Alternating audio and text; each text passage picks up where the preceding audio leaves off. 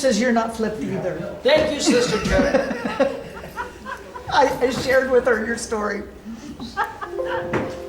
Telling all my secrets. All right, good evening. Turn in your Bibles to Matthew chapter 24.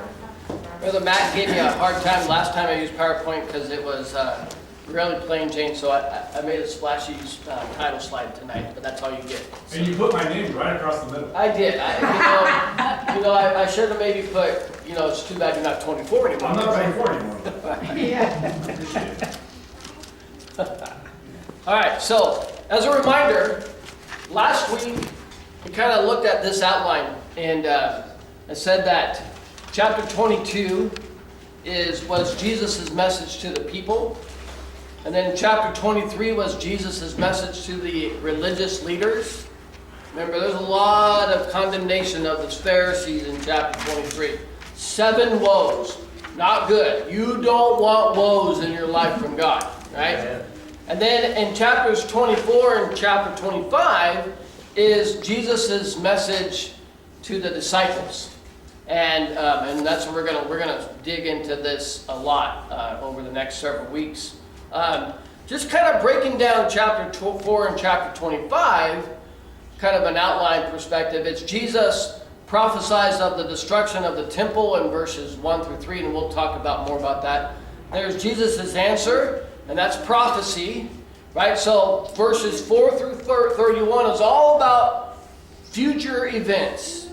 And then he gives them an answer and instructs them through parables, and that's verses 32 through chapter 25 and verse 46. So when we think about this, Jesus has a lot to say, and the important things and I'm slowing down this a little bit because I see a lot of people writing this down. So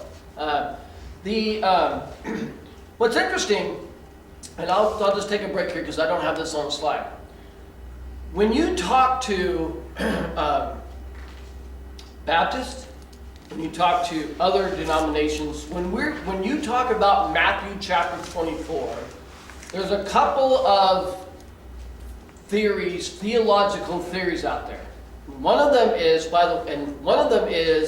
called preterism. Preterism. Does anybody know what preterism is?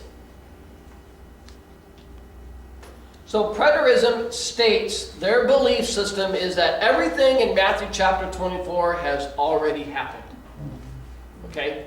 That's what preterists believe. They believe that all of the events in Daniel, all of the events in Matthew chapter 24 have already happened, and therefore they're not relevant for us today. There are some very famous preterists out there that write lots of books. So you have to really be careful when you pick up some of the main books out, quote-unquote Christian books in the bookstores today, because they oftentimes come from this predisposed position. One of them, well, I had the name right on the tip of my tongue. He's a Berean Baptist, and he is a very well-known author and speaker on these events, and he's a preterist. The problem is that, and I want to remind you, matter of fact, let's go back to chapter 23, because chapter 23, verses 37, 38, and 39 really is the lead-in into chapter 24 of what we're going to talk about. So listen to what Jesus said. O Jerusalem, Jerusalem, thou that killest the prophets and stonest them which are sent unto thee, how often would I have gathered thy children together, even as a hen gathereth her chicks under her wings, and ye would not. Behold, your house is left unto you desolate.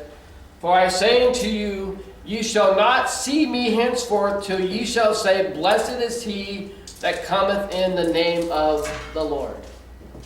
Now that's an important statement, because as we look at the verses tonight, so what we see here is in verse 38, there is a desolate house. And the reason that the preterists, and I've got a lot of information about this tonight because it's very fascinating. The reason that the preterists state that Matthew 24 already happened is because of what happened in 70 AD. And we're going to get to that, and I'm going to talk about that in more detail. But remember this, when we studied in the book of Daniel, and we studied about the abomination of desolation, we noted that there was a partial fulfillment in 167 BC, when Antiochus Epiphanes came and set up a statue of Zeus in the temple, right?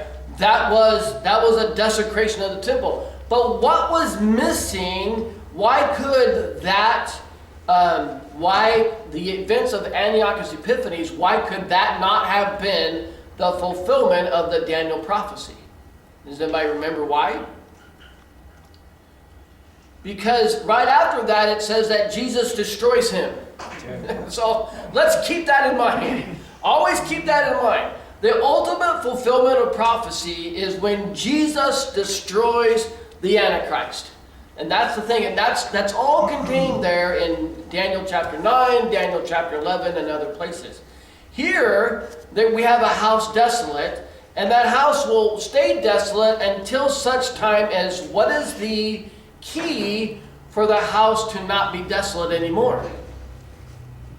It says it in the last verse. When Jesus comes. When he says, "Blessed when you shall not see me henceforth till you say, blessed is he that cometh in the name of the Lord." So keep that in mind and ask yourself the question, when Titus destroyed Jerusalem in 70 AD, did the people automatically run out and say, "Oh, blessed is he that cometh in the name of the Lord"? They didn't. 70 AD was an important event, no question. But it was not the ultimate fulfillment of prophecy. And Jesus is going to tell us in Daniel, or in Matthew chapter 24, verse 15, and we'll get to that in a couple weeks, that he says, when you see the abomination of desolation spoken of by Daniel, then the Great Tribulation really starts. And that's the key, right? And Jesus references back to Daniel. And he says that, and because Daniel teaches us that the abomination of desolation that he speaks of has not happened yet, but will happen in the future, therefore we need to look at holistically what Matthew 24 says. What is the prophetic timeline that he's talking about? That's what we're going to try to uncover tonight. So, when we look at Daniel chapter 24, here's another quick outline. Verses 1 through 3 are questions. Verses 4 through 8 are birth pains, and that'll make more sense when we get there. Verses 9 through 14 are social pressures, and then verses 15 through 31 is the Great Tribulation. This is Jesus, and he's going to be answering some questions, and that's what we're going to see tonight as he answers questions. All right, so before I get to the next slide, let me ask you this question. What is the most glamorous building you've ever been in? Anyone? Colorado State Building. What's that? Colorado State Building. Colorado State Building. Versailles. Versailles. Oh, okay. Well, some of us had the luxury of living in Germany for a while. No, I'm just kidding. Anybody else? The capital. The Capitol, Washington, D.C. Capitol. Spectacular building. Anything from you? Oh, one of the castles in Ireland. I'll tell you, my answer is Trinity College Library in Ireland. That was a phenomenal. I mean, holy smokes! I could have spent days in there. It's just incredible, right? When we read about the temple, and we read in Matthew 24, verses 1 and 2. So Jesus went out and departed from the temple, and his disciples came up to him for to show him the buildings of the temple. You know, we read that. We read about the destruction, the house desolate in chapter 23. We read about the disciples saying, "Hey, look at the temple." Does it register? When you think about the temple, what do you think about? Brother Matt did a fine job, really excellent job on teaching on the tabernacle. But the reality is, the tabernacle was primarily what? It was a tent. It was a tent. It was animal skin, right? I've had nice tents, but not anything that I would brag about, right? So I was doing some research, this last week for the lesson, I came across two videos. For those of you that are online, I don't know if they'll show up, and we can't actually stream them. They're off of YouTube, and I'm happy to provide the link. I just don't know if I can rebroadcast them, and since my wife's going to post the lesson for the trips online, I apologize. But I do want to show you two videos. One of them is about Solomon's temple, and another one is, and all of these are models, not like models you build, but animation models. But I just found them fascinating. This one I'm actually going to skip ahead. So, pretty spectacular, right? Let me talk about, before I show the next one, let me talk about that. So what we know about Solomon's temple was that during the Babylonian captivity, right, when Nebuchadnezzar came, that's what he destroyed. That temple there was what he destroyed. Then Cyrus gave the command, and they were able to go back and they were able to rebuild the temple. But they were never able to truly rebuild it to the splendor and glory that Solomon had built it. And then about in about 50 BC, Herod, there was obviously Israel came under Roman rule. Herod rebuilt the temple. Matter of fact, he started the rebuilding process. And what's interesting was that he wanted to make it a grand spectacle. And so he actually went out and got Egyptian and Roman and all of these different, he brought the very best architects from all over the known world to help him rebuild the temple.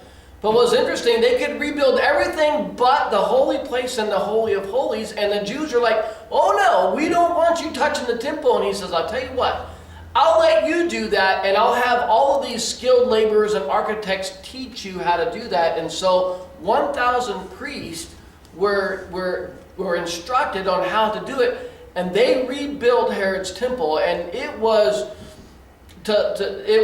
beautiful. And in the model that I'm going to show you, it's pretty spectacular, but it was probably a little bit gaudy as well. But I wanted to give you that background. So Herod, who was Roman, rebuilt it. And this is the temple. Again, it's an animated model, but I think it'll show you the splendor of it. This is what the disciples said, look at this building. Okay, so I'm going to show you that second video now. This one's much shorter. And there might be an advertisement. They always want me to look at woodworking videos. Pretty spectacular, isn't it? So just a couple things about the temple, and you can show this. So this line here is the line of demarcation. Everything outside of this is the court of the Gentiles. So everything out here, these barriers, Gentiles were not allowed to cross those barriers. This was the court of women. This was a court for all the Israelis. This is the women's side. They were divided. This is the men's side. This is where the priesthood went, and then the only person that could go into here was the high priest, and then obviously the Holy of Holies. Herod doubled the size of the Holy of Holies from what Solomon built. It was a very spectacular building. So when the disciples walked outside, they're like, "Oh, look at this building!" Right? We'll get to that in just a minute. I want to show you a couple others. So in 70 A.D. There was a siege, and let me turn the light back on. So because of the unrest, Vespasian told Titus, he says, go down, get the nation, get the land, get the Middle East under control. And in April of 70 AD, Titus and 5 legions, they split them up into 3 different groups. They came in and they attacked Israel, or they attacked Jerusalem. Couple of points about that. When Jesus says not one stone left undone, right? And we'll see that in the text. In verse 3, what he's saying is that this city is going to be torn down. And certainly Titus did that. There is a really good, there was another video, but it's 44 minutes long. And I didn't want to show it, but it's really an interesting video because it talks about it demonstrates, animates the siege that they were under. But it began in April. It lasted until September. Rome had about 60,000 soldiers led by Titus. The Jews inside the city, broken into two different camps, had about 20,000 armed men. The attack started 3 days before Passover. So what do we know about what happens at Passover, right? Think about this. Go ahead. Everybody comes in. Everybody comes to the city, and I've got a map that I've got a picture that I'll show you in just a minute. Essentially, they say the size of the city just swells so bad it was very difficult to even move around. In that last picture where they kind of did a panoramic view of the temple and the surrounding cities, we oftentimes forget that there was a whole there was a whole big city built around this, and it held thousands of people, or millions. It could have held over 1 million people. But anyway, the city was swollen with pilgrims who traveled in from the Passover plus refugees. It is estimated that between 600 and 1.1 million people died in the siege. Now, Josephus is a little, he exaggerates a little bit, but conservative estimates say at least 350,000. It's a lot of people, and most of them died via starvation. Because in a 5-month siege, they had plenty of water because they had underground springs. They didn't have any food supplies. The food supplies did not last very long. So it was so bad that they said that they resorted to eating their pets, and there were some reports of infant cannibalism. That's how bad it got in the city. It's a pretty brutal siege. This was not just a 3-day walkthrough, right? 5 months.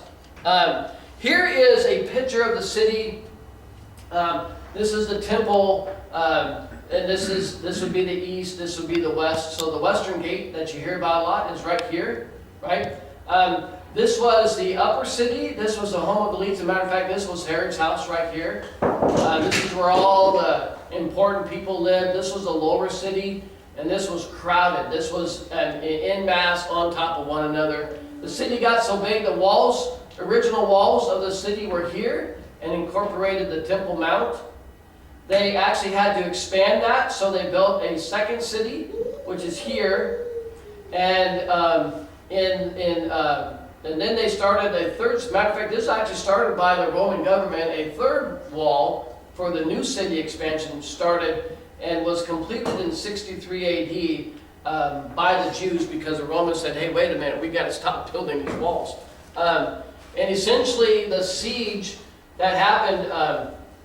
The Romans built an outer perimeter barrier, and it stopped the Jews from going out and collecting food and getting out. And so they actually came in, they broke through up here. They came in and took all over the new city. Eventually they had some skirmishes here. They tried to get into the upper city. When that didn't work, they came around to this side and they broke down this fortress. What was interesting was that the Jews had two sets of armies. One army was stationed around the Temple Mount, as well as most of the lower city, and then the other army of about 10,000 was situated here in the upper city. Really interesting battle things. For one thing, the Romans were here. They were using battering rams trying to break down this fortress, these walls. And so the Jews dug a tunnel all the way under here and used a very flammable material and lit it on fire, and it weakened the ground.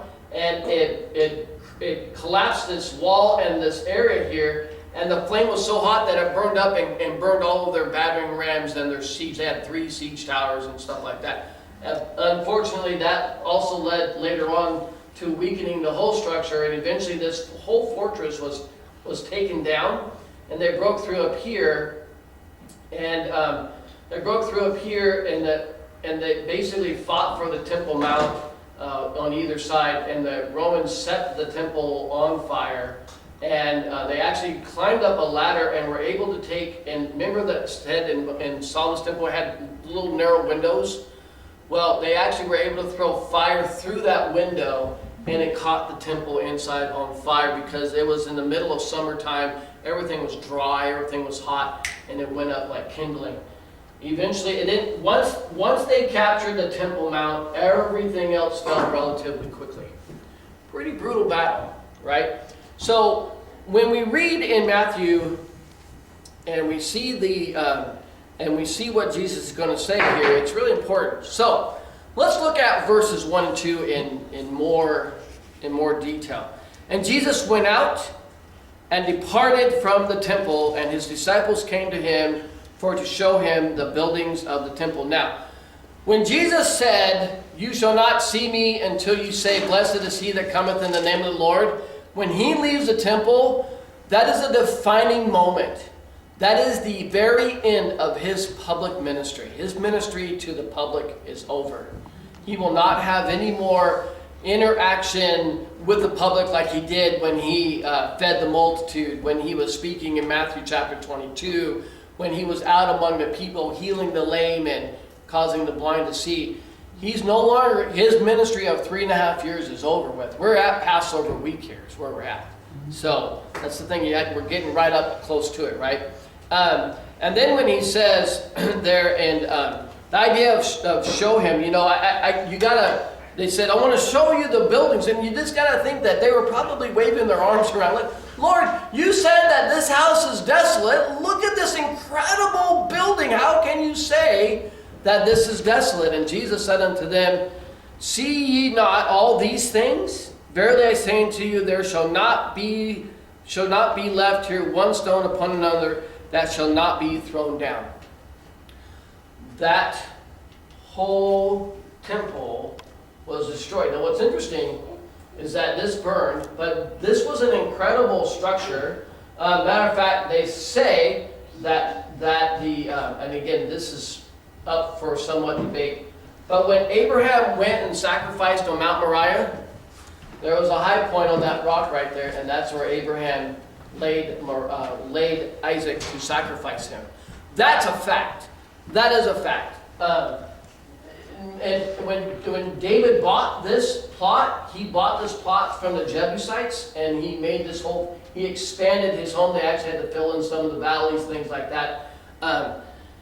And that temple there, though, was a magnificent structure. And what's interesting is that history says that they destroyed the city, and then later on Hadrian came in and took all of the limestone from the temple and hauled it away. Isn't that interesting? Now, there is some controversy about where he took it, and there's some interesting theories out there. I told my wife I spent about 2 hours trying to determine if something that I read was correct, and I couldn't verify it. But there is a theory out there that they took them all to a place called Baalak, Lebanon.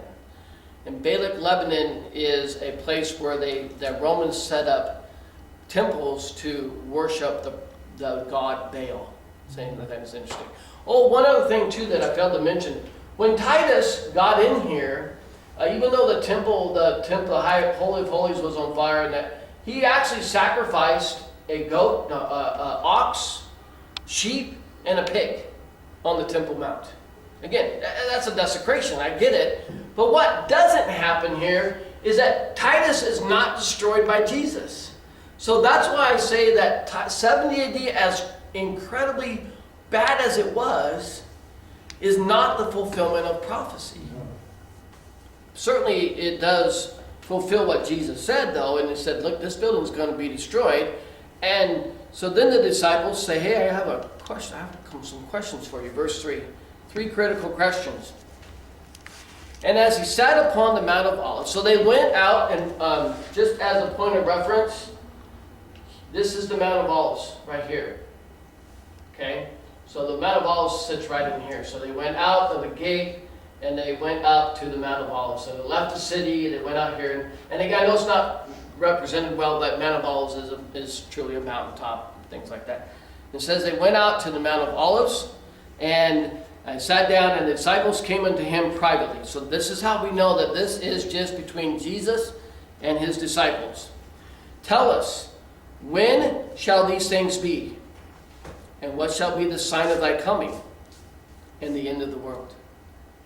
What did they ask? When shall these things be? When? What things is he referring? What things are they referring to? A desolate house. Right? The temple being destroyed. What shall be the sign of thy coming and the end of the world? I told my wife in the home, I was driving the other day with Lynette, and I said, I'm gonna talk about the $1 million question. When will you come back? I said, she goes, why is it $1 million question? I said, because if I knew the answer, I could write books and make millions off of it. She said, that didn't stop a lot of other people. That's a good point. All right, critical questions. These are the questions that Jesus is going to answer, because it says in verse 4, and Jesus answered them and said unto them. Jesus answered them. I love that. Jesus answered them and said unto them. So we're going to look at that. We're going to look at verses 4 through 8. We're going to read them all. I'm going to start in verse 8 and then we'll work my way backwards. All right. And Jesus answered and said unto them, take heed that no man deceive you. For many shall come in my name, saying, I am Christ, and shall deceive many. And ye shall hear of wars and rumors of wars.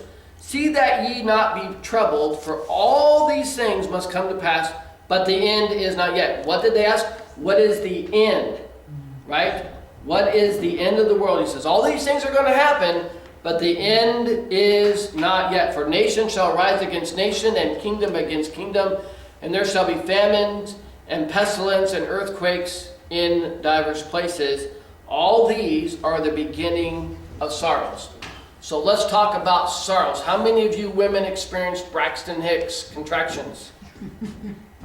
Right? So the word sorrow comes from the Greek word. It means a pain or a throe, especially of childbirth. It is pre-labor contractions is what he's talking. That's the word that he uses, right? So that's why we call them the birth pains.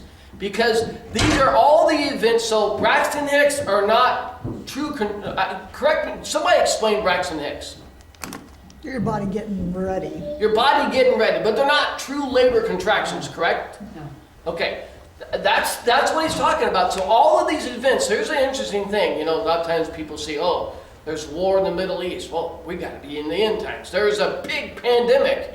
We got to be in the end times. No, Jesus says you're not in the end times yet, because all of these things have to happen. There's going to be deceit. We're going to talk about that one a little bit more in detail. There's going to be wars and rumors of wars. How many wars were there in Europe between 70 AD and 1901? You don't have to answer that, Brother Matt. A lot of wars. What did they call World War I? The war War to to end end all The wars. war to end all wars. Was it the war to end all wars? No, because we found ourselves some 30 years later, or 20 years later, right back in another world war. Yeah, they hit it again. And then we've had wars. There have been rumors of wars.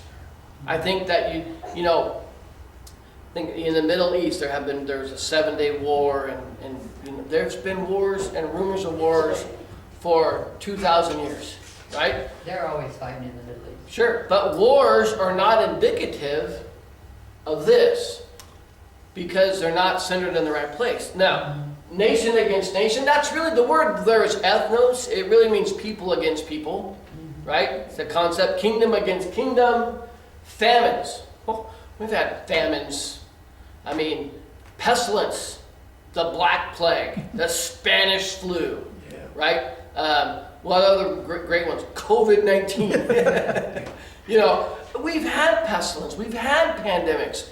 We've had worldwide. We've had isolated. Here's the thing. Oftentimes we start reading these things and we think, oh man, we're in a pandemic. This has got to be the end time. Well, no. Jesus said all of these things are leading up to an event, and they're going to happen.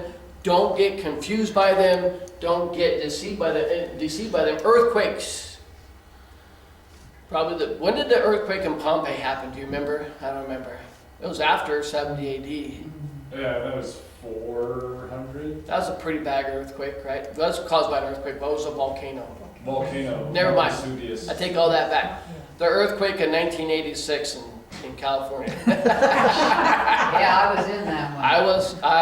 My parents were in that one. We were living in Arizona. The Northridge earthquake. I was there.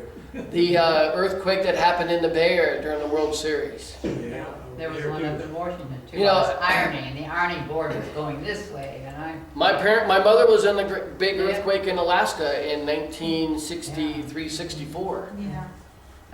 That was a bad earthquake. There have been earthquakes happened all over the place, right? So my point is that when we start seeing these events happen and we're thinking, oh man, it's got to be the end times. No, Jesus says all of these things are leading up to, they're just prerequisites to the big event. Interesting enough, he says they're going to increase in frequency and they're going to increase in intensity. You know, and I know that COVID has been a huge inconvenience for us, for everybody. But, you know, the thing about the people who went through the Black Plague in Europe, you know, that was not an inconvenience. That was a death sentence, right? Certainly they probably thought that, you know, they're heading towards the end times, right? Point is, you can't allow these things to change our perspective, change our understanding. Now, when we look at this, so let me ask you this question. Jesus said in verse 5 and 6, "For many shall come in my name, saying, I am Christ, and shall deceive many." How many of you think that you can be deceived by a false prophet? Anybody? Think so? David Koresh, anybody want to follow him? You know, oftentimes when people think about this people coming in the name of Christ, that's what they conjure up, is the cult leader type. I want to give you an example. This is really interesting. 700 BC, Isaiah is a prophet of God.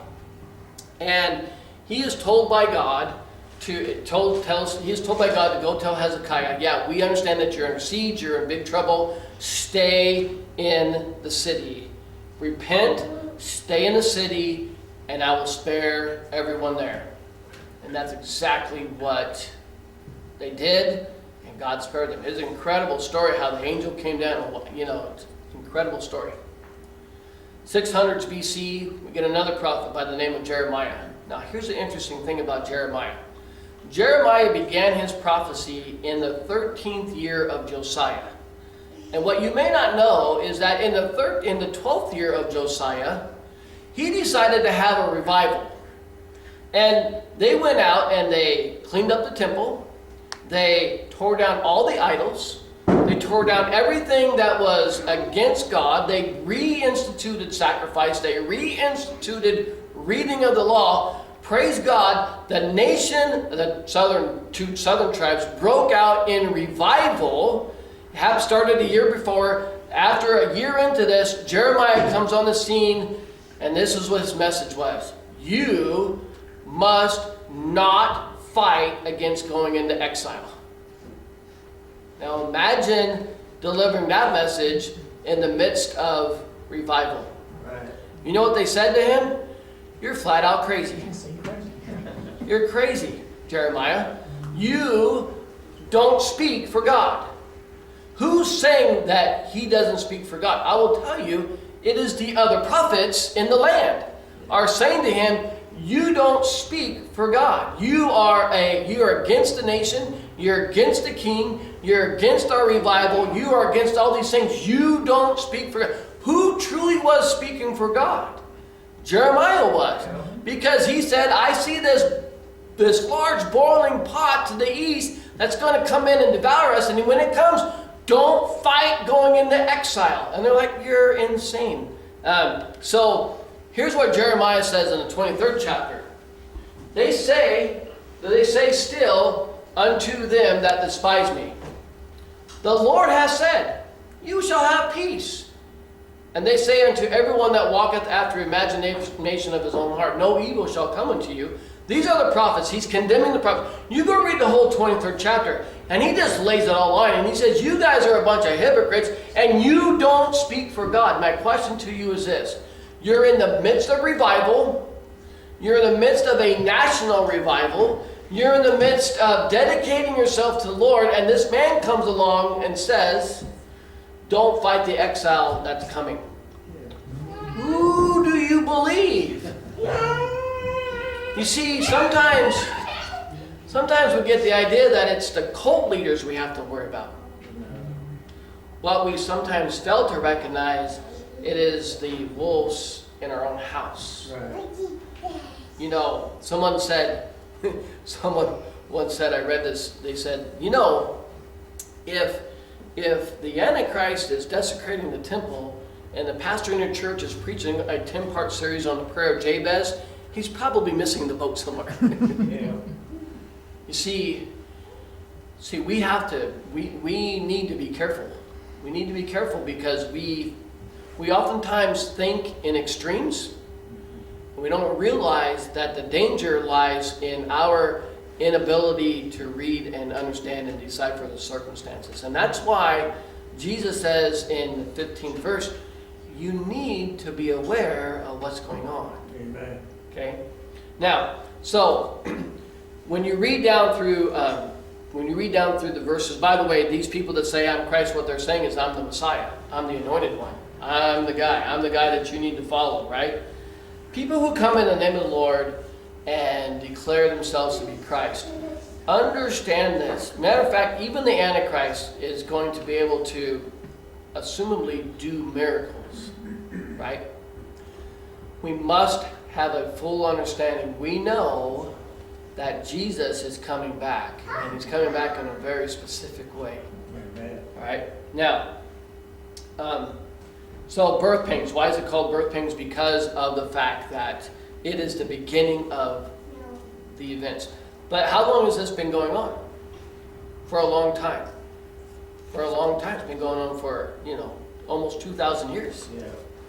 So that's pretty long labor. Pretty Pretty long pre-labor. You thought 17 hours was bad before. All right, troubled. Interesting word. He says there in verse 6, and ye shall hear of wars and rumors of wars. See that ye be not troubled.